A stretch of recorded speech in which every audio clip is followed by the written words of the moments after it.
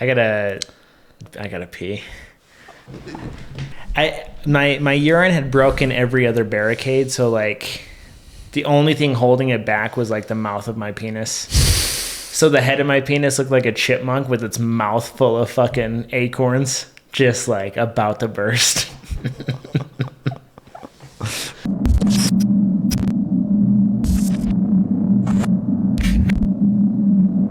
Hello, everybody, and welcome back to the Salty Soup Podcast. It's been a little while. We took a vacation. Yeah, we took a vacation. We both were out of town. Conveniently, it was actually at the very same time we both decided to go on a little vacation. Yeah.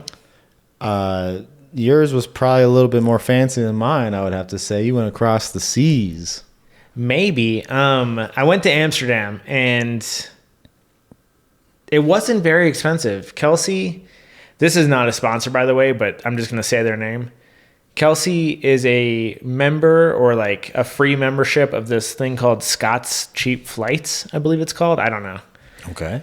Anyways, every couple of weeks, they email us with cheap flights to a different country.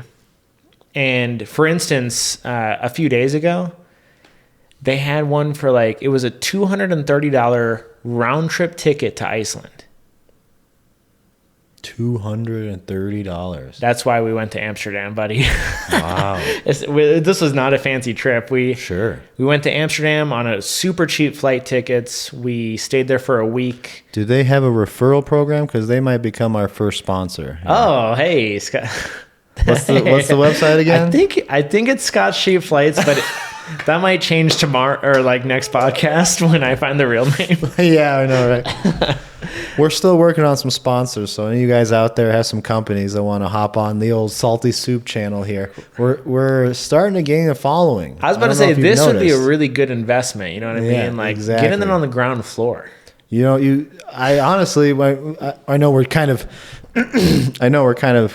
joking about it, but I've gotten like we've gotten an overwhelming amount of positive comments coming from people that we don't know. At least I didn't know them. I mean, maybe you know a couple of these people, but we've been getting these random comments on the channel saying like, you guys got great chemistry. Yeah. You know, so hyped that I found this. Like, you guys are going to blow up soon. And it's super motivating. You know, I had this little vacation. We had a vacation, and now I'm super motivated to get some more videos out there. Fuck yeah. Eat some more raw meats. You know what I mean? I just enjoy trying to come up with some random stupid thing that we're gonna have to make fun of or do and film it. You know? Yeah, it's a lot of fun, dude. Like I haven't done too much promotion like through my other outlets because I don't know. It's like I have a very like set like not family friendly, but like, you know, a little more mild vibe on my streaming. So I'm coming to terms with like, no, you got to promote this while you're streaming. It's like, well, are they going to be ready for that? True. But the thing is, it's like, yeah, we had. It was in the teens, right? Maybe we had 16 subs, and then we do a couple videos that get some traction. Like our latest Liver King video has around 1,900 views. Yeah. Which is a lot for a channel that has 16 subs on it. Right. That's not the same 16 people. We're getting people to click on our link from probably all over the world. Who knows where, yeah. Eventually, we'll be able to see more analytics, but right now we're such a small channel; they don't let you see anything. Right. You know? This has all been an experiment for us. We created a couple YouTube channels. We put some videos out.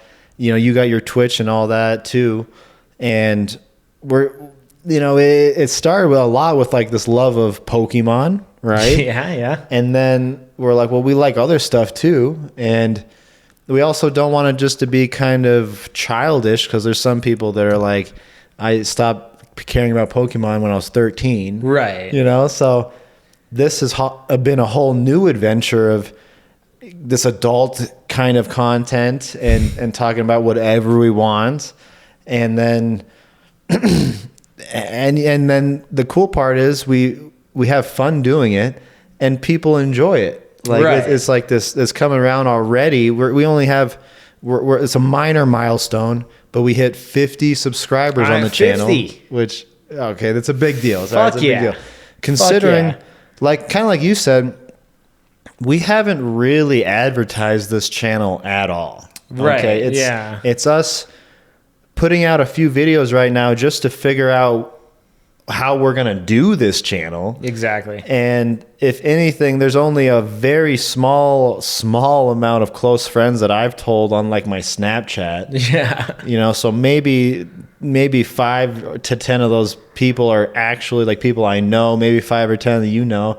So we've already started getting a bit of an audience from who knows where. Right. And they comment and they like it. Yeah. And they actually find us funny, which People like us. it's gratifying. We also have some people that don't. I was just about to say people like us, and then I was like, there are also people that fucking hate us. We've already gotten some haters, some very salty haters. Dude, all right, the salty. We had a name for them, didn't we? The salt. Maybe it's just the salty haters. I don't know. They're definitely fucking salty. They're salty fans, whether they know it or not. They're helping our algorithms. I appreciate the haters. All right, Yeah. Cheers to Cheers the haters, to the fucking guys. haters. I love you guys.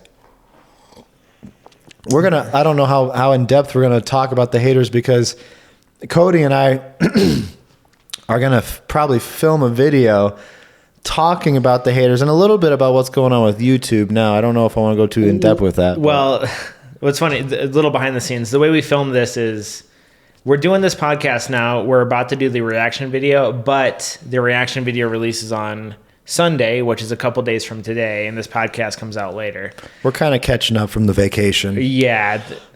Yeah, we were both gone for a week, so we've got to like cram some content to keep a release schedule. So even though we haven't filmed this video yet, this video has already come out where we talk about YouTube going soft. And I want to talk about it here on the podcast too, because I'm a little annoyed with there's engagement on our channel that it is either friendly banter or like straight up negative, and YouTube's algorithm doesn't distinguish and chooses to delete all comments that it perceives as like bad, offensive. There's a lot of rules to it. It could be like they're spammy. But yeah, we haven't really read the fine print either. Yeah. I'm sure maybe you guys can comment below, like, you know, if you know more about this or why they're doing this, but our opinion, it's not that cool. Here's my biggest problem with it. Now I'll like lay it out as clearly as possible. I think the guy's name was Max. Max commented a comment that I found to be really funny, and I desperately wanted to engage with because like he gets our type of humor, and he was like playing along. Max commented, "I googled soy boys and I found you two, but I'm glad to see you're making the steps in the right direction." Like, that's fucking funny. That's good, man. Like, he gets it. He's trying to engage, and YouTube must filter out the term soy boy, because I get the notification for Max's comment. I click the bell. I can see and read Max's comment. I'll throw it up on screen here. And when I go to click the comment to engage with it, like give it a thumbs up, heart it, comment, this specific comment I would have pinned on top of all comments because it like actually made me laugh. We encourage all haters, by the way. And all engagement. And like, if you are genuinely funny, regardless if you're a hater or not, it's probably gonna get pinned up to the top. Okay, right, we want humor more than anything. Yeah, that's all we care about. And even if it's at our own expense, exactly. By all means, please make our day. All right. But YouTube deletes Max's comment, and Max was not a hater. Max is just a dude who wanted to like. He could have been a little bit of a hater. We don't know that. He just wanted some banter from like the way I read it. I love it. Yeah. But YouTube, I go to click on that comment to engage with it, and it's not on that video anymore. YouTube has deleted it. They haven't told me why they deleted it. And quick side note, my brother watches the channel, and his comment has been deleted before.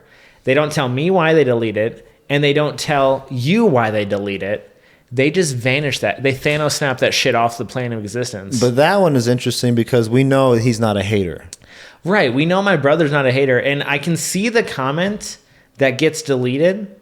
I don't get told why it's deleted, and my brother's is like totally benign. He's like, "Oh, you should also watch this person." But he mentioned a website in his comment, and that's which why could be spam. You're thinking that it might have been weird, like you're not supposed to advertise other people's websites. It might have got deleted because maybe there are bots that promote websites for spam.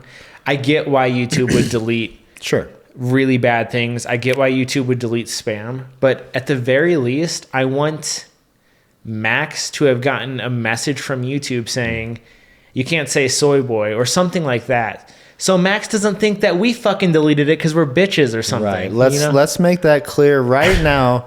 We encourage the haters, but we're not the ones deleting it from our feed. Okay.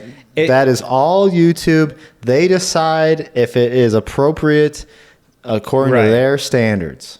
Okay. So if you want to be a hater, maybe be a little more subtle, maybe use code words. Listen, if you type in "you fat disgusting," okay, we got one we got one genuine hater that YouTube deleted the comment for, and I'm like, although I don't want his comment deleted because I feel like I really don't care. We're such a small channel. It's kind of funny to me.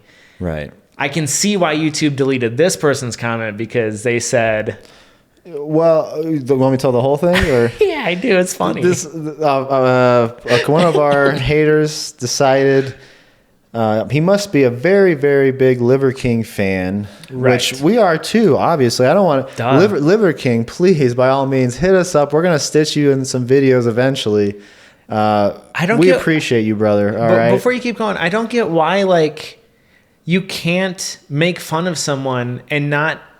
We're not hating on Liver King. No. We're making fun of Liver King.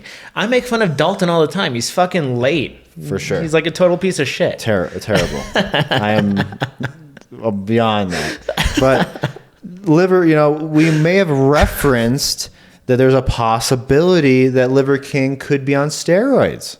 Okay? Which the guy is yoked. All right? And he very well could be a straight edge guy, and he's got this theory and this whole lifestyle that it really works.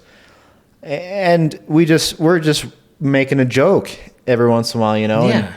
And we made one person very offended, and he defended Liver King to the nail, saying this, even if he was on steroids, you can't look like this without a perfect diet and workout routine. And all you guys are. Which, by the way, if you're a podcast listener, on our Halloween special when we dressed up as Liver King, I literally said, as I'm pretending to do steroids and eat pills, I literally said, despite us making fun of maybe he uses steroids, maybe, but even if you just use steroids, there's no fucking way you're looking like him. There's serious dedication that goes into workout routine and diet. Mad respect. We've eaten raw liver. We know that that shit's not easy. First of all, you're nutty enough to just eat raw meat because you believe you're gonna be, a jacked motherfucker because of it. You got a little more of my respect because I'll let you know. Side note, I was going to get into this a little later, but I consider myself an athlete, and I study athletes. And the top of the game, the cream of the crop, they're a little nutty. They have to be, dude. You have to be. It's just a part of the game, man. You're just a different cut than everybody else. You got to be a little nutty. So we appreciate it. I respect it. We're just making jokes. Yeah, that's it. This hater defended Liver King, said that you need a perfect diet and workout routine, but then this last sentence he's like, you guys are just a couple of fat, envious, disgusting pigs. Yeah. And YouTube did not like that. YouTube, yeah. Here's the funny part though. Sounds to me like somebody's probably on some steroids. Okay, I'm just saying, If you're trash talking some random dudes that you just clicked on YouTube and found a video of, and you felt the need to freak out and roid rage on some comments, maybe you should down the dose a little bit, bud. Dude, that's the other thing. It's like, this guy's name was Ahmed. Again, not to put him on blast, but I'll say his name just like I said. Well, that's the other thing. And I hate to say it, but any hater's probably going to get blown up if your name is the same as your actual name on your YouTube channel. Right, that was a mistake. What are you doing, dude? You're going to be a trash talker and have your actual name on your fucking channel? Well, yeah. I'm assuming that was your actual name. It was a straight up first and last name. I think it was, but the thing is just like I said, Max's name. I'll say Ahmed's name. And here's the thing: nobody will ever find Ahmed. Nobody will ever find or harass Ahmed because his comment was taken down immediately. Right. I was sitting at my PC. I had the Salty Soup. I have a couple of channels. I happen to have the Salty Soup YouTube channel up, and I was editing a video, and I was just hitting refresh because our liver video was at that time getting it was at like a peak for like views per minute, and I got a notification. I was like responding to notifications right away, and Ahmed was a notification that popped up. And I read it. I immediately took a picture of it. Sent to me, didn't you? I took a picture of it and I sent it right to Dalton because I was laughing so fucking hard. It really did give me a good laugh too, man. And you know what else? It kind of made me feel proud in a way too, man. Like literally, we have some like clout now or something. Where people just our opinion matters so much. They matter to him for sure. He literally thought he needs to change our opinion. Like and here's the problem is that I caught the comment immediately. It was within 5 to 10 minutes, and I go to click on it to engage with it, and it is nowhere to be found. I'm not told why. I mean, I know why. Right. But Ahmed's not told, or Ahmed I can totally understand why YouTube would not let you comment on somebody's channel, you fat, disgusting Of course. pig, I right? get that. Definitely. I get that. But in the case of Max's comment, where it was like something that was actually funny and he was like trying to engage. It's almost like their algorithm picked up soy boy and they're like, nope, can't say soy boy. And I think that's a big problem because like when you're a small channel and someone's trying to get some back and forth going with you. Yeah. If their comments immediately deleted and they're not told it was YouTube and not us, they assume that we just fucking hate them and we can't take the critique. So maybe someone was like thinking and we're about not bitches, by the way. All right. Oh, we're yeah. not. We're totally real men. We're definitely not fat, disgusting pigs. But I fucking work out every day, okay, Cody? I don't think you understand this. This Ahmed guy, I work at a fucking gym, Ahmed. All right, every day. Friday's my only day off, which I film podcasts on. The other rest of the time, I'm teaching people how to be a fucking healthier person, you idiot. I knew this would upset Dalton a little bit. Because okay, it got to me, okay? I was hiding it. As soon as I sent it to Dalton, Dalton was laughing. He texted me back LOLs a bunch. And then I said, yeah, I mean, he kind of has a point with you, though. And Dalton didn't reply to me for the rest of the day. I was trying to figure out something cheeky to say to you, but anyways, it was a good comeback. The main point is it's like, let the discretion for deleting a comment be up to us, because I haven't come across a comment that I would have outright deleted, but when you delete someone like Max's comment and it doesn't give me a chance to engage with them, and maybe Max is left with the impression like, oh, these guys are real like douchebags, that loses us a sub. And when we're a small channel, like that matters. That's like a percentage of our sub count. Plus, when we have somebody that's genuinely funny and we can interact with, somebody else totally brand new could come in and see these comments like, oh my God, they're actually interacting with. Exactly. Which, by the way, you guys comment. We really do our best job to comment back and for sure. try to engage with you guys, engage with the audience as much as we can, because eventually we hope to be a giant channel where we won't be able to do that as much, and our engagement with you will be so much more genuine. And now we have a chance to give you guys that. You know what I mean? Like, you have a real chance to be one of the first subscribers on here, to talk to us, joke around with us. Eventually, we might have thousands, millions of subscribers. PewDiePie, he's going to have to move out of the way, and it's going to be talking about the Salty Soup podcast. It's going to be so much harder to get you guys or get some engagement with us, one-on-one, I should say. Right. Yeah, and like I work for myself.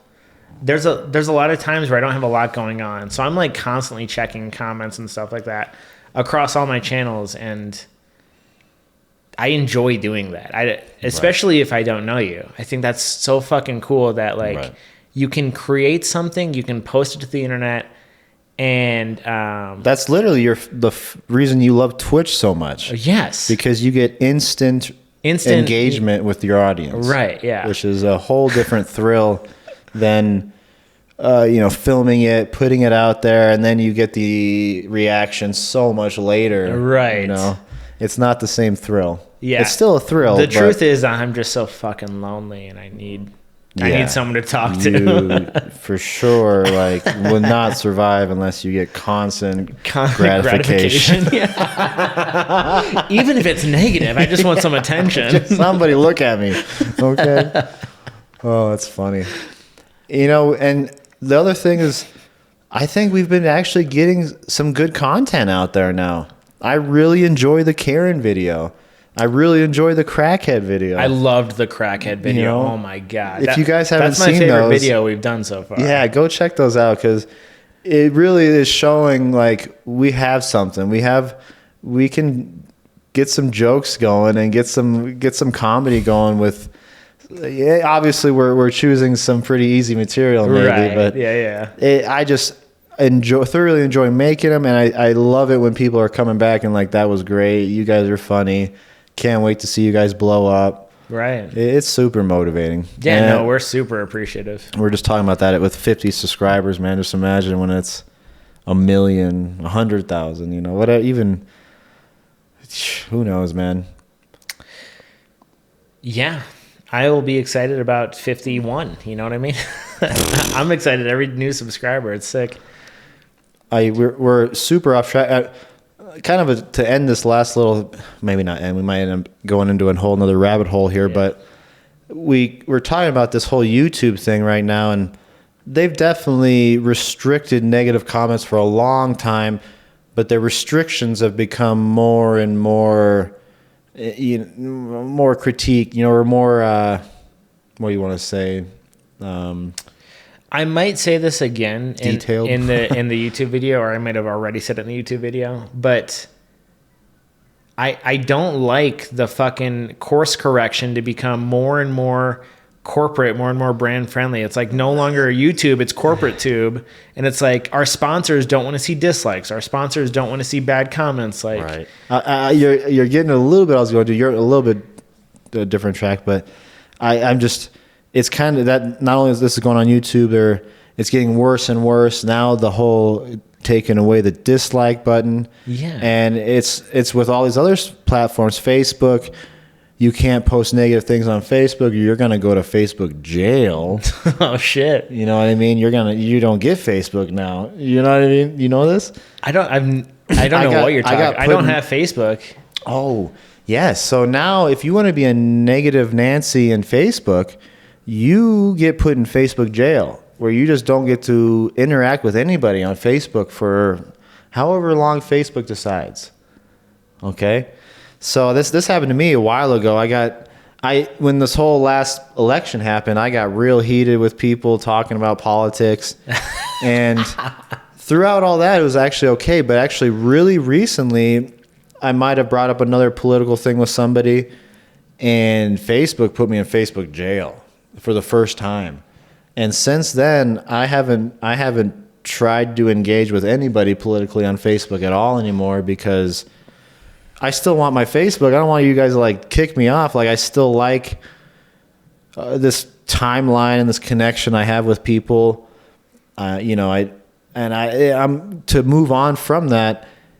Where is this gonna go, man? Like, I know one of the biggest complaints about America is our sue happy society, where you can't offend anybody anymore.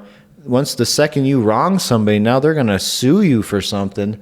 And I feel like this could be a large part of the reason for some of this whole culture going on of like cancel culture too, where we don't want to be offended anymore. And so you just need to, we're just going to like cut you out if we don't feel like if you're not on our same page, and there's this craziness going on, man. That's the other thing. It's like, I understand that when you're using someone's platform, it's their business and they have the right to treat you however they want in that business. They can kick you outright, they can time you out, whatever. I totally am in agreement with that. But when it's like you have a profile on that and you're having this engagement, I don't want Facebook. I don't know anything about Facebook. I don't want YouTube deleting my fucking comments unless I set filters to filter out comments. Because I want these comments. I want Ahmed to call me a fat, disgusting pig, and I want the people who I don't know but who love the channel to comment on Ahmed's thing, going, "Hey, fuck you, bro." All right, hear this out. Hear me out here. All right, I just had a mind blower here. Oh, okay? Shit. So we're a part of the 5th industrial revolution right now. Okay. I don't know if you heard about this. Like robots. Yeah. The robots, AI are taking over our jobs, and eventually we'll live in a society where we might not have that many jobs anymore. It's going to be there could be still skilled trades and whatnot, but here's where I like to talk about the 5th industrial revolution, because we've already seen it in these industries like Uber, or the taxi industry, where Uber came through, and now who the fuck takes a taxi anymore, man? You take an Uber or a Lyft, okay? Yeah. That's the industrial revolution, the 5th industrial revolution, because technology made it so that we don't need to have some third party person to get to my taxi. Now it's just on an app, it's just instant. And this has happened with just the internet in general, taxi industry. We can name a couple more, Bitcoin, okay? Right. Now, we're talking about YouTube, where they're starting to restrict you. It's a lot less free, where usually at first YouTube was so free, Yeah. And now you can't, do all these things. So now I'm wondering, is this going to turn into like the NFT game, where instead of us all using YouTube in the future, are we going to have just our own thing again, like a blog or our own website? And that's where you go to now. That way I get full control of everything. Right. Because eventually YouTube is going to do something where we're going to be like, I can't deal with YouTube anymore. I don't like it that you don't give me dislikes, or I don't. Yeah. Eventually they're going to do something. And just like with all these other things that have disrupted, we don't like the banks having full control. I want some control of my money. I want to make, right, get some interest on this. So this whole platform, we joked about it. We joked about making an account on Pornhub, because what the fuck are they going to restrict? Right. You can pretty much do anything on there besides like actually breaking the law. Yeah. So I'm just kind of just having us talking about this, but I wonder if that's going to change, like some sort of decentralized version where of YouTube. I have decentralized YouTube, where I have full control of everything, and the only way to do this would be somehow to market it. You know what I mean? It'd have to be some sort of decentralized version, you know, but I don't know. love that idea. I love just like fully, the obviously the biggest problem is just like, I'm not saying you're going to get rid of YouTube. No. There will always probably be a YouTube, but it's how far are we going to go with this? Like, I think honestly, the thing is like we could create a website and we could upload whatever the fuck we wanted to that website and YouTube couldn't do anything to us, or it's our website. But nobody's going to go to that website. Get traffic how the fuck do you get traffic to that website? I've learned like getting someone to go from TikTok, a video they watch, to click a YouTube link. It's nearly impossible. It's 0.1% of people actually do that, which can be a lot if you get a lot of eyes. We have, I mean, personally, I had some quite a bit of, I don't know, luck or success when we did giveaways on TikTok. Yeah. But you had to literally have an incentive. Right. If you just tried to just tell people, come on over to my YouTube channel and check this stuff out because you probably like my TikTok, nearly, like you just said, you're probably getting 1% of those fucking people to come over. Unless you had some big incentive like a giveaway or something, you know? Yeah, and lately, I fucking hate giveaways. Lately, I've been such a giveaway hater because it's like, the only reason I've retweeted you and followed your friend and liked and left a comment on your tweet or something is because I want the NFT that I'm promoting or some shit. I don't care at all about you as a person. And the second this giveaway is over, I'll probably unfollow. And then it's like, oh shit. Wait a minute, I've hosted giveaways with like the same, and people have had the same mentality. So it's like, damn it. I guess maybe a giveaway is a fake inflation. I'm totally the opposite, man. I am a total supporter of the giveaway. I don't think you're a sellout at all. I think you do a giveaway, you have a lifelong supporter now. Even if it's just one person that you're like, dude, I love these guys. They fucking hooked me up. I will watch every fucking video. I will tell all my friends that they did this, you know. And it reminds me of myself because I haven't won a lot of giveaways, but I can remember one where I went to Vans.com and they had a stupid little giveaway on there. I applied for it and I fucking won a pair of Jeff Rowley shoes. Hey, I'm rocking Rowleys right now. Fucking A, man. A pair of Vans, Jeff Rowley's, his signature I got in the mail, man, and I wore the fuck out of those shoes, and I've never forgot about that, you know what I mean? It's like been like, it was just such a cool thing because, it felt like Jeff was doing that directly in those very Vans, you know what I mean? But like, yeah, he sent me a pair of shoes, man. You're like, this. Fuck yeah. Yeah, I don't know.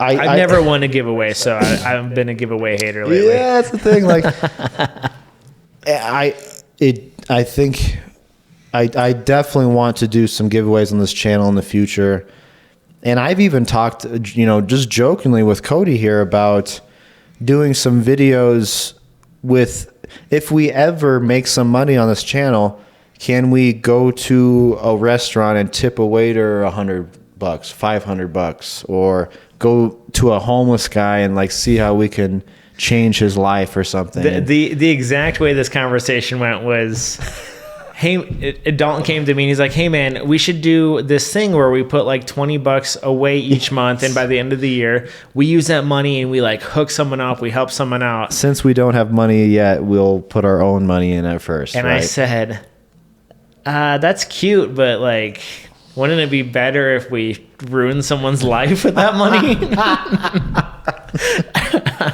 Right back to the comedy, all right? Which I love it. I hate to say it, but that was a great idea too, man. I hate to say it. We should maybe we'll split the money up at the end of the year. All right? At the end of the year, we'll do a prank video and a video helping somebody. Video. We could do totally we could down do like for both. Thanos perfectly balanced meme where like in the same video I'm ruining someone's day, and then you like show up later and correct that day. Yeah, there's a yin and a yang, man. If it's all yang, your life's gonna be off balance. Yeah, man. if everything's great, then nothing can be. You know. Right. You got to even that shit out. All right, that's a good idea, man. We're gonna. If you guys have some ideas on what we can do with that cash, be it evil or good, but please comment below. Are you tipping a waiter or covering a person's cars in sticky notes? I don't know what you're thinking, but let us know. I'm intrigued. Address all the evil comments to Cody and all the positive comments to Dalton. I don't want to read Dalton's comments. Not interested.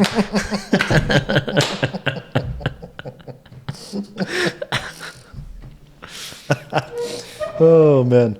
Well, I didn't mean to get us so off track. I know we want to talk about the whole YouTube thing because that really is a pressing issue right now. It's kind of pissed me off too. But I got to hear about Amsterdam, man. Like this, I mean, it's pretty cool. You got a cheap flight, but what did you do? So I stayed in an Airbnb that was in like the heart of the city. I love Airbnbs, by the way. I never had to rent a car. That's another fifth industrial revolution right there. For sure. They're taking the hotel industry. Not only, I mean, the hotel industry is fucking scared of Airbnb. Out here in Denver, you can't own more than one Airbnb. Right, because the hotel lobbyists have convinced legislation to limit Airbnb rental properties. Which, I mean, I don't know how they would fine you or how that even goes at all, but that is apparently the law right now. So, because right now my girl and I are trying to find a house to buy, and we were hoping to maybe section off a piece of it, maybe have a little studio apartment in there for somebody to rent out, and that would help our mortgage, and we can Airbnb it because. Something you told me, but I was kind of on that same wavelength on watching people on YouTube. When you were managing apartments, you told me that you kept one or two apartments aside, maybe not you specifically, but you're the owner, because they Airbnb'd it. And you said that they made way more money Airbnbing those apartments than they did renting them out every month. At the end of my time in property management, the apartment community that I was the maintenance manager at was close to 10% of the property being Airbnb rentals. And there were close to 600 apartments there. So it was like 50, 60 apartments were no longer traditional leases. They were Airbnb rentals. Yeah. I would totally love to get into this. And I looked into it so deeply because there's guys on YouTube that are saying every time they clear $7,000-8,000, they get a new apartment, furnish it, and then now they got another Airbnb going. I'm like, fuck, I can put together a couple grand and get it. But Denver, lobbyists, fucking these guys, the hotel industry is so scared of this that they're literally paying the legislation out here in Denver to say, don't let these poor people be able to get multiple Airbnbs. Right. Because then they're going to be able to start competing taking with our fucking money away. And we need that money for our Rolls Royces and jets. So. Right. Oh, it makes me mad, man. I hopefully that will change in the future. And it's different every state. Yeah. Not to get off on a weird Airbnb tangent. I love Airbnb. I think it's disrupting the hotel industry, and it's a good thing. Crazy. And when I stayed in Peru, I mean, we were staying at fucking $10, $15 a night at people's places. It's not maybe the nicest. Maybe a hotel could have been a little nicer, sure. Yeah. But it was everything we needed, and they, for the most part, kept them up nice, because they want a nice rating. They want people to come back. They want to keep making money. They will literally go out of their way to try to help you out. Anything you need, send me a text, call, let me know, For sure. The thing is like, we had looked at a hotel, because this Airbnb, it was a bedroom and it had an attached bathroom even. So like, we used a shower, we used a toilet, it was our own. And it was in the heart of Amsterdam. It was in the main city part. like in one of those houses along the canals that you see that are like squished together and stacked 3 stories high. And the hotels in that area were twice as much as the Airbnb. So we stay at this Airbnb, and it's like this true, like, it's an authentic experience when you do it that way too. And we never rented a car. We walked 10 plus miles every day. Like by the end of the trip. What? Yeah, I'm not kidding on that. Ooh. By the end of the trip, I would have brought my penny board and skated around, bro. by the end, we had walked 70, according to my Pokemon Go app, we had walked 73 kilometers that week. I love Pokemon Go, man. It keeps track.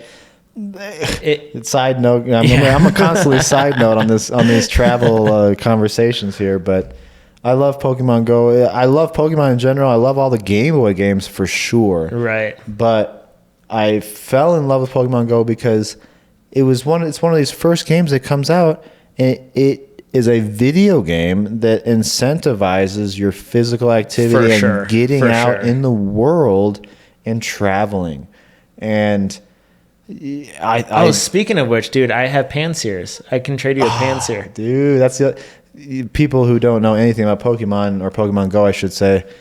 They made it so that you can only get certain Pokemon in certain parts of the world. Right. So you are supposed to go all over the world if you want to complete. Yeah, it incentivizes travel, it incentivizes activity, it incentivizes walking, all these things. Pokemon Go is a great game.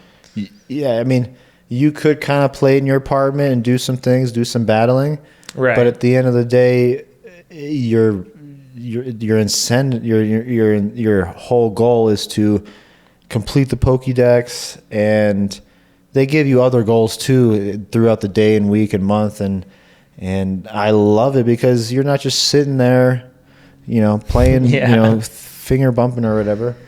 Anyways, but yeah, we're gonna trade later. I'm hyped on that. Pokemon Go is cool. Because it also logs your steps, and we were at. Yeah. By the end of the trip, it was kind of weird because like the last couple of days, like the week had switched, but the bulk of the trip, it let me know I walked 73 kilometers, which is like around 43 miles, something like that. And it's because we were in the heart of the city. We got to walk everywhere. We went, and then we would like get on the train and go to a nearby town and see a castle. And what do they speak in Amsterdam? Dutch. Oh, that's right. But here's the thing. Dutch. Everybody speaks English. Dutch. Oh, I know. I feel so ignorant that right. I don't know a second language. Yeah. And I know it's such a weird fucking, not stigma, but ideology in America where we're American and we don't need to fucking learn anything else. You're in America. It's just, I don't know who invented that ideology. It's so stupid. Right. But when I was coming up, high school, college, I went out of my way to avoid a second language. Same. I thought it was. I'm gonna tell you. I think I was a bitch move on my part. I felt like I bitched out because I knew it was going to be tough to learn another language, and I've regretted it ever since. I go to these other countries, even just simple Spanish-speaking countries, and I feel so stupid, and I hate it, man. I really do. It's something that I don't like, because, like I was kind of saying, in high school, I avoided Spanish class completely. I don't know how I did that, and then when it came to college, they're like, you need to have either a couple of years of Spanish or go on this like global program or something. I don't even know what the fuck I did.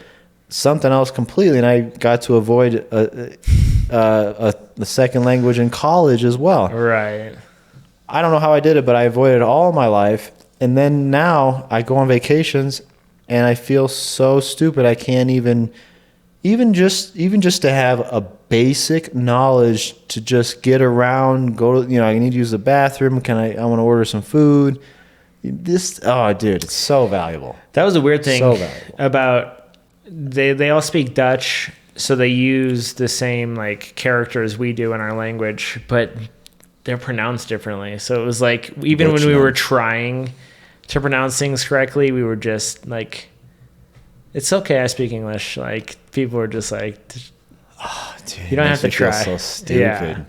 But anyways, they probably got fucking 3 or 4 languages too. Like, for sure, for sure. Dutch is just Yeah, we encountered a lot of people who had like, they were Dutch citizens, and like the people ahead of us in line were speaking Italian, and then we're up next, and they switch immediately to English, and it's just. And then on top of that, they probably have a better political knowledge of our fucking economy than we do, or something. Yeah, that's how I felt like when I was in Australia, because it was the time right when Trump was getting elected, right before he got elected, or maybe it was right after.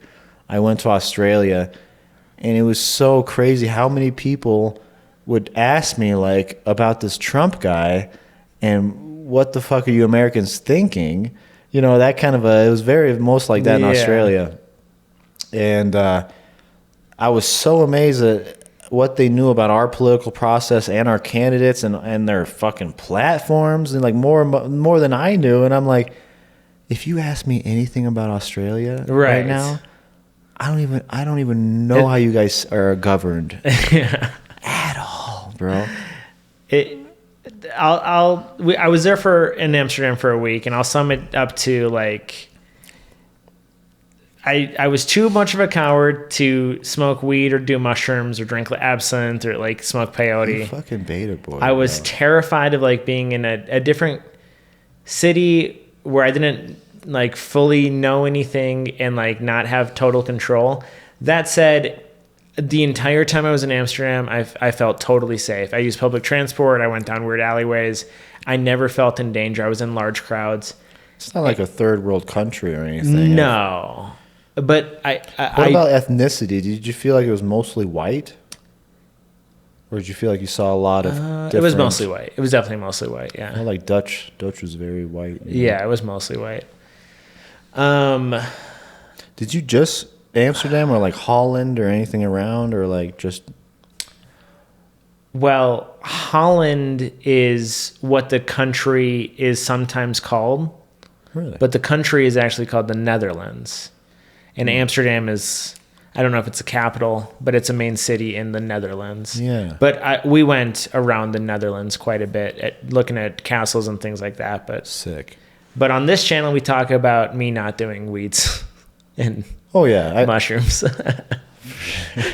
Yeah, I was just... Also, I saw the red light district, which was pretty sweet. That's more what I was curious about, because I feel like I would be all up and down that district trying to figure out the prices first of all, and then I'd be like asking each one for the best deal. I think I have a basic understanding of the red light district. One, when you go to Amsterdam and you type in red light district, you are taken just what I'm calling the heart, but it's like the tourists, like here are the museums, here are the shopping centers, here's like the crowds. Just outside of that is like canals that surround it. And if you type in red light district on Google, it'll take you to that neighborhood outside of the heart of the city. And that's where I tried to look for it first, couldn't find the red light district. And then I eventually go through a different part of the heart of the city. And this is the red light district with like, you know, floor to ceiling windows, big like red lights, super attractive ladies. You're passing windows and windows of just like hotties. And this is the touristy red light district. This is like where you'd want to go. Yeah. But where you'd spend a lot of money, because the way I understand it is she has a rate, but then when she takes you in the building has a rate for like a bed. They start nickel and diming you until you're like, oh fuck, this is costing me $500. I was so curious about what the rates were. Yeah. And then, did I tell you when I went to my brother's bachelor party last, I tried to get everybody together like, hey, let's all pitch in $10 and we're going to get him, you know, embarrassed on the stage. Like that's always like, yeah, when it was a bachelor party, a birthday, whatever, you get your dude go up on the stage and all the strippers hit the dude with their tits or ass really aggressively. Like what we were doing on our birthday. Yeah. So I'm helping my brother like, hey, everybody pitch in $10, and then I'm talking to the strippers. Hey, what does it cost to get this guy up on stage? You know, everybody, and they're like, oh, it's $100 or something. You know, okay, perfect. You know, everybody, hey, tip. And then I was like, hey, I got that. Can we get this set up? And the stripper's like, yeah, let's go to the front and we'll I don't know, we had to fucking set it up with the fucking manager or some stupid shit. So then we get up to the front, and then like I want to set my brother up with the bachelor package or some bullshit, whatever. And they're like, all right, $200. I'm like, huh? Like I've literally been talking to all these different strippers. None of them quoted, because I'm like a very frugal kind of guy. Like I'm literally talking to all of them. Like Dalton starts haggling in the strip club. Oh yeah, dude. And so then this fucking front desk dude's like, yeah, it's $200. I'm like, what the fuck are you talking about? I literally I got $10 from everybody just for this. I have my $100 here. Let's make this happen. No, $200. What are you doing that, man? Like I just said, fuck you. Honestly, I was like, fuck you. Like, you're going to make this is my brother's bachelor party and you're going to try to steal all of our money. Like I'm not going to ask $20 from all these dudes. They all pitched in $10. Like $20 is a little fucking much for everybody, bro. Like that's a lap dance, dude. You're stealing everybody's lap dances now, dude. Like you're a fucking Justin. Yeah. For real. You steal everybody's fun. Guys, I fucked up. Was that on the highlight video, by the way? It was. Okay, good. For sure. That's my favorite story. I only watched the first story. I hate to say it, but like I started playing Apex or something. Anyways, if you're going to Amsterdam and you like want to pay for sex, I'd go to that red light district and just bring a lot of money. But what is it going to cost you to bang a chick? Like $500? I would imagine it's probably something like that. I don't know. Bring $500. You're not. What about just like a BJ? Is that less? It has to be less. Unfortunately, there wasn't a menu, and even if there was, it would have been in Dutch. There's not a menu. Can I see the menu? What are the appetizers today? It says like Gegenschnanz. That's like what a blowjob is. Gegenschnanz. You don't know what $2.50. You don't know what you fucking bought. You're like, I'm gonna take one of these. That was a joke in the movie Euro Trip. Do you remember? Yeah. He's like, he doesn't know what he's ordering, and they just like they bring out like 10 dildos or something. and the safe word is another word he can't fucking pronounce. Because again, the language, you can't just read it, even if you know like what each character is. Anyways, the next day we were walking through, we were walking back to the city, and everyone in Amsterdam, dude, leaves their curtains open. So a main part of this trip was what me and my wife called the peep and creep, where like we would just be walking for 10 fucking miles and we'd be looking in everybody's like windows, like across the canal. The buildings go 4 stories tall. You can see like 4 stories of people's lives, and everyone's like apartment or house was really nice because they just leave the windows open all fucking day. And the whole time I'm like, I'm gonna see a boob, I'm gonna see a boob, I'm gonna see a boob. Never saw any boobs until like the next day, where we're walking down this street, and on our side of the street on the first floor, I notice a lady who's like in a nightgown, and she's like reading a newspaper, and she's like right at the window. And I'm like, oh, that was a good peep and creep. And the next window, this lady's in lingerie, and she's like texting. And I'm starting to think, oh shit, is this the original red light district? What you called Fremont Street when I told this story earlier? Fremont. And I'm thinking either I just got really lucky twice in a row, or like we're in something weird. And the next window comes, and there's a lady. And the reason I don't think this is a red light district is because the first lady was old as fuck. The second lady was fat. And this third window, she's just ugly. But I see a red light. There's a red fluorescent light along the window. And I'm like, this is like where the locals go to get fucked. Like, these girls are cheap as shit. Here's the good rates. Here's what I can afford. If you want an authentic Amsterdam experience, you're gonna go to the local red light district, and you're gonna get fucked by the old lady. but she's a little more experienced, so that's probably where you want to go. Mainly, she's a lot cheaper, so that's where Dalton is going. Like, no matter what. You don't understand. She will nut you off so fast, you won't even know what happened. You're like, what did you just do? I'm fully in. I think that if I was going to Amsterdam as a single man, I don't see a problem with like paying at the red light district, you know? That's a real authentic experience, you know? I mean, even as a married man, you know, it's funny as we were walking to the good red light district, I was like, I'm like skipping there. I'm like a couple steps ahead of Kelsey. And I turned back at her and I'm like, I wonder if they do couple rates. And she just fucking hit me. Oh, man. That'd be so funny. You'd be like, hey, Kelsey, you could probably just hang around and you know, we can both enjoy this at the same time. They'd probably let you in for free. Like, you wouldn't have to pay anything. Dude, there is a weird thing I want to say, though. They were slightly more advanced than us in a lot of ways. Okay.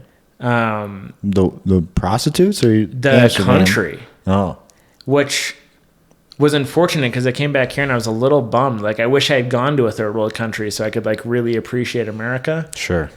But I get off the plane in Amsterdam and I have to take a shit because I've been flying for 9.5 hours. And I go into their bathroom and it is the cleanest bathroom I've ever been in. Stalls for toilets. The stall walls are actual walls. They go floor to ceiling. The stall door was an actual door. And they had like sanitizer so you could spray down the toilet seat and clean it before you used it. Wow. And there's a weird thing in America, man, where people just have no respect anymore, man. And it's almost just like common that you go to a public restroom and they're disgusting. Well, yeah, you don't give any fuck about how you use it. And then nobody wants to end up taking care of it because somebody came in and shit on the walls. Right. You know what I mean? There's so many countries out there that you know, it's just you're not taught to. That's not right. All right. And obviously, it shouldn't be right now or out here, but it's a weird thing with America, man. I don't know why our bathrooms are so disgusting. I don't know, man. It's almost, and maybe it's a little bit too like we feel like we're so privileged we don't need to clean a bathroom. Well, all I know is that coming the other way when I came from Amsterdam back to the fucking Dallas airport, I went to use their bathroom right away.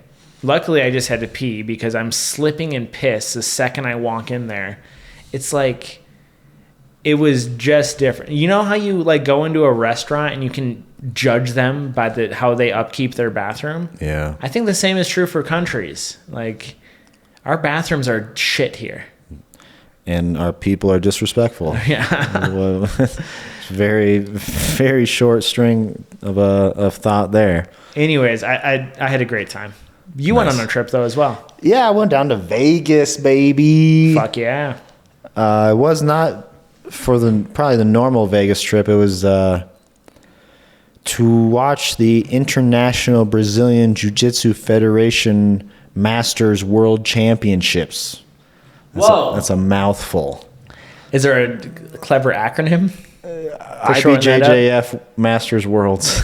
Oof, that's not. That was hardly any better. IBJJF is the IBJJF International Brazilian Jiu-Jitsu Federation. Okay. What's a fat, disgusting pig like you doing down there? Obviously, just watching. The funny thing was, I had planned to compete. Maybe 2 months ago, I was like, "Yeah, I'm gonna do this." Told my girlfriend.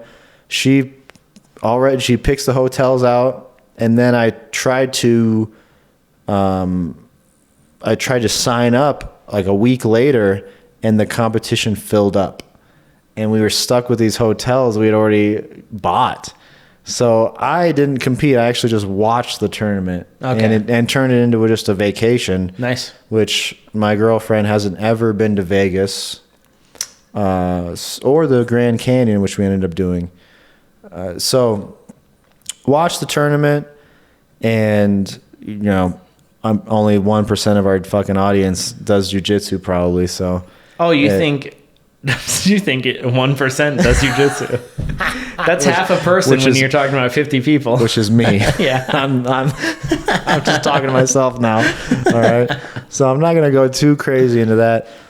Personally, IBJJF claims to be the cream of the crop competition in the world scene. Okay. They're we're fucking Brazilian, and this is Brazilian Jiu-Jitsu, and we're the fucking world tournament. And there's definitely 2 or 3 competitors out there that are gunning for that as well. And in my personal opinion, I'm not the biggest fan of them. They're just like, I mean, it's just not the turn. I don't like this tournament, man. Like, it costs way too much. And when you get there, they critique you about every little thing. Your gi has to be, if your gi's too worn out, they're going to tell you to go buy a new one. If your belt's too long, you're going to tell you to go buy a new belt. And, meanwhile, you could be on fucking steroids and they don't regulate that. But God forbid you have a fucking gi that's a little worn out, So I don't like this organization. They charge too much. They try to, claim to be the best, but really it's like the best in the world. They can afford to drop $500 on a fucking tournament. You know what I mean? That's really what it fucking is. Right. So it's kind of elitist. Yeah, very elitist kind of fucking tournament. So, anyways, I went out to watch my team, and just turned into a Vegas trip with my girlfriend, and see Fremont Street, see all the acts. Yeah. I did a little bit of gambling. I brought $200 to gamble. That's kind of like my usual like gambling trip kind of deal, kind of amount. And I hit the craps table, and I lost $100 in like a minute. I mean, it felt like a minute, man. It was like 7-7-7 hit 3 times in a row, and I'm out $100, and I'm like, either I try to win it back, or I'm gonna lose another 100 in about a minute. Oh no! I quit, man. This brings me to my only question about your trip. Dalton uses Snapchat pretty frequently. Yep. And I get a Snapchat, and it's just him walking behind his girlfriend, and the caption is, "I got a little too drunk, and now she's mad at me." What happened there?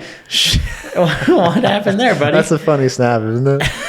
No, the snap is my girlfriend anger walking. Okay? That's right. Every guy has been in this situation where you're about 10 feet away from your girl, straggling behind, where she's just furious anger walking, and we're that night we had a few drinks, hanging out, doing the Vegas, trip thing, and we just get done with like dinner or something. I believe it was, we had dinner. We got drunk and then had dinner at fucking White Castle. Oh, okay. All right, just because it brought back memories. I haven't eaten at White Castle since fucking college. So we get our food. I don't know, we order our food and then we have to wait for it. And there's this like group of oldish ladies, maybe 50s in front of us.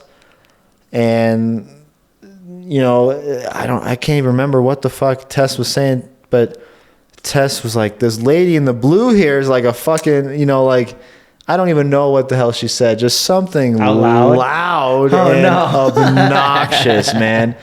And this lady is literally in front of me, just here to here, 4 feet away. And I feel like Tess just screamed this in my fucking, this lady in the blue is a fucking idiot or something, I'm like, Tess, Jesus Christ, when you fucking get drunk, you scream shit. And she didn't like that, man. She just right away, like, just turned her into angry Tess. Damn. And, from there, it was like, get to the hotel and her just like sprinting back to the room, power walking. And the Snapchat was so funny because I'm behind her 10 feet away with just the 10 seconds of her just her power walk, and then the caption's like, "This is Tess's angry walk." I told her said she was a loud drunk tonight, and she didn't like that. That's so funny, dude. Because when I read that, I read, "This is Tessa's angry walk. I guess I'm allowed drunk, and she doesn't like that." I thought you were the problem. No, she straight up was trying to diss somebody 4 feet away from us, and he like yelled it in my ear. Dude, I don't know what I was picturing from you. I thought like Dalton was catcalling or something. Like goddamn, look at that ass. I wish I was cross-eyed so I can see you twice. I've not heard that one. I got him, bro. Trust me, they work all the time, man. I'm picking chicks up every day. No. No, nobody believes that. So that really was a fucking genuinely funny Snapchat, man. I got so many people were hitting, all my dude friends were hitting me up like, yeah, I've been there, bro. You're just walking behind like, oh, I'm in the doghouse, bro.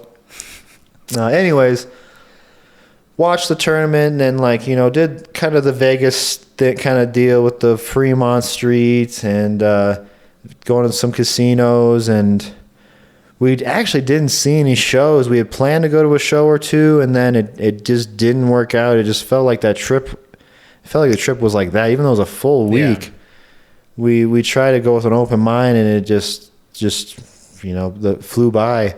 We ended up going to like the Seven Mystic Mountains, which is like 7 fucking piles of rocks that are 30 feet high, and they're like rocks that are as big as you, maybe a little bigger.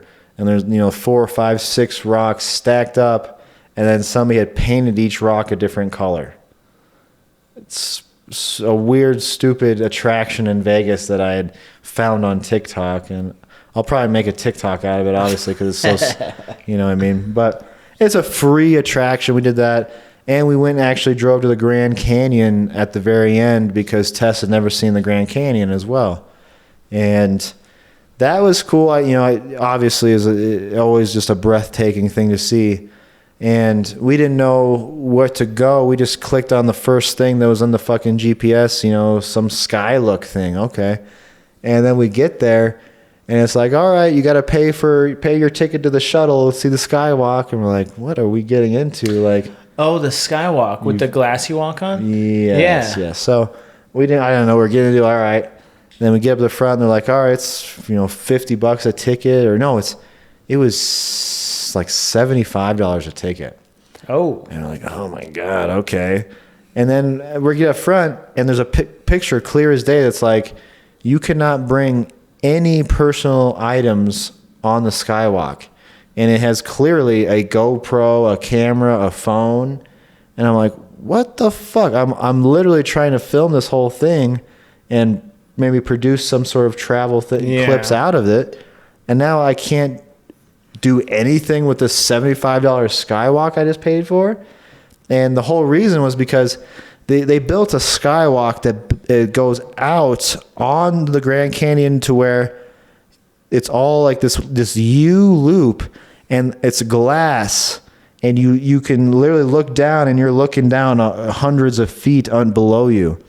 And the whole scheme, why you can't bring even a GoPro or a camera or a phone, is because they have their own photographers, 3 or 4 of them on the fucking Skywalk. There we go. And you got to buy their pictures, $20 a picture. Right. So, dude, it really pissed me off because we were already there. Like, fuck it, might as well buy the fucking ticket. And it was a rush. I do not like heights. I am not a heights guy. Fun Dalton fact. I'll hop in a cage and fight anybody in the world. But you put me up on that fucking edge of the cliff, and I'm about pissing myself, bro. Damn. And so I get on this Skywalk, and I'm like, hand on the edge, like slowly walking. My hands are sweating. Tess is just like totally like, oh, this is awesome. And she looks at me, she's like, you all right? And like, I'm coming. I'm like slow walking over there.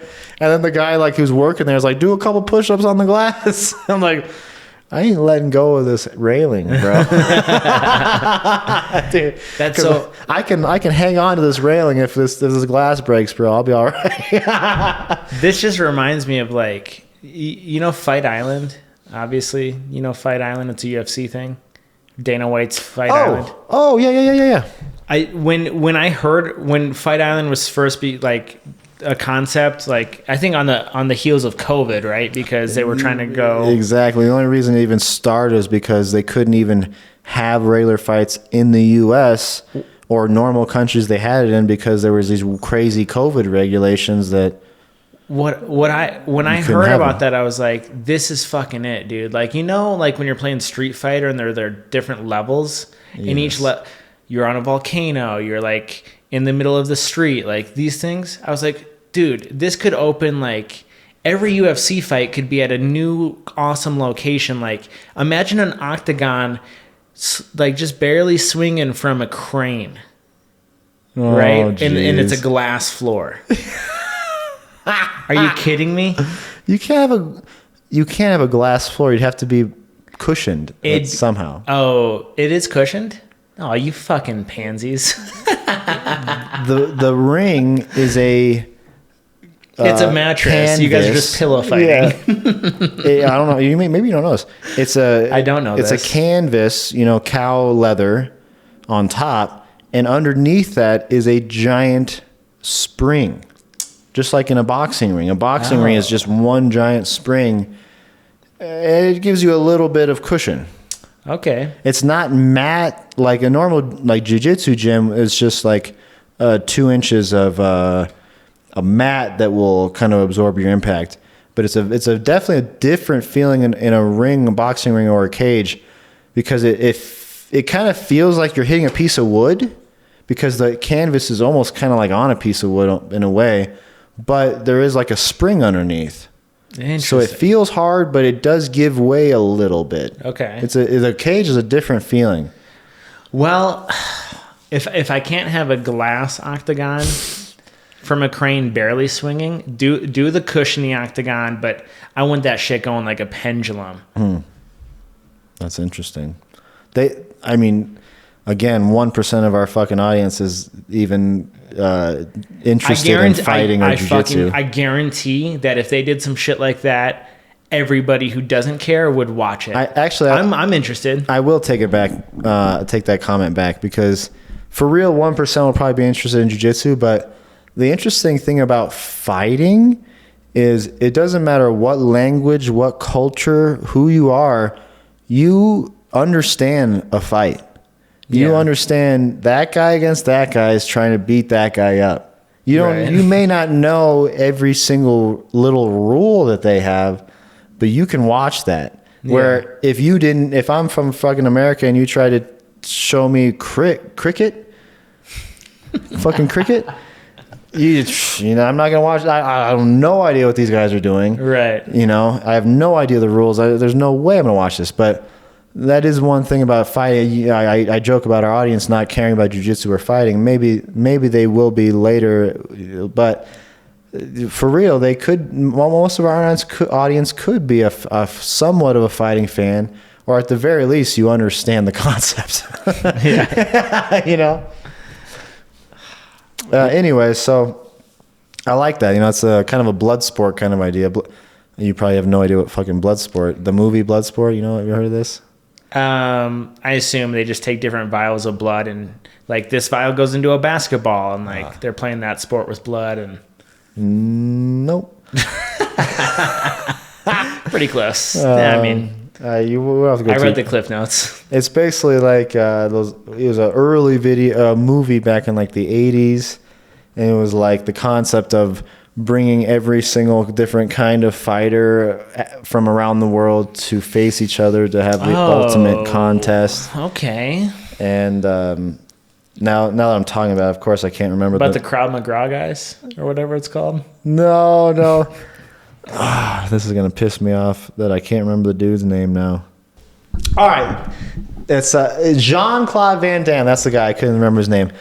Just this crazy, legit, original mixed martial artist / actor. Okay, that's the Bloodsport movie has him as the main guy, ultimately beating every single different kind of martial artist in the world, and that's what your concept kind of remind me of. I'm fully in. How do we fund this? We're gonna have to get some sponsors, probably sign our souls away to the devil. I would, by the way. I don't know if you've ever heard the Illuminati conspiracies, but I love that idea. Side note, I don't know if this will make us making the podcast or not, but we're always like looking for different things to review, do our review videos on. And I've been thinking about doing some kind of review videos on like these different organizations that are coming up, like QAnon. Oh yeah. Or I don't know what else is going on, like these weird fucking ones. But I don't know. That's just a random idea of some people we could make fun of. Fuck yeah. There's some stuff there. Yeah, I'm interested in. Anyways, great vacation. Did the whole Vegas thing. Lost my money instantly. I wish I maybe would have played a different game. Craps. Man, craps is such a weird game for me, man, because I won a bunch of money the first time I played it. Just not even knowing how to play the game, just listening to the thing, listen to the dealer. What do I bet on? Oh, we should be doing this. And okay. And then I just won, and it was just dumb luck, straight up. And then after that, I tried to formulate strategies and you think this? Like mathematically, like what I need to bet on and all this shit. And then I go to a fucking casino, put a couple hundred on, and lose it in a second, man. Just like, I have a very weird love-hate game with craps right now, man. Because it gives you this feeling like you could figure it out. Like there's some mathematics to it. Like it's just dice, man. There's like, I have to bet on what's gonna be rolled the most, right? Oh, dude, what a game that is. So we're going to the casino right now? I would love to buy a craps table and practice. I see people on YouTube, what the best players, what they'll do is they'll have their own table to practice throwing the dice, because you're laughing, bro. Yes. They literally get it down to a point where they're almost rolling the same fucking number every time. And that's what you want. You just, as long as I can avoid a 7, as long as I can, and just keep hitting these numbers, you're killing it. You don't want a 7? Not in craps. Well, it's so weird because I keep bringing up the mathematics.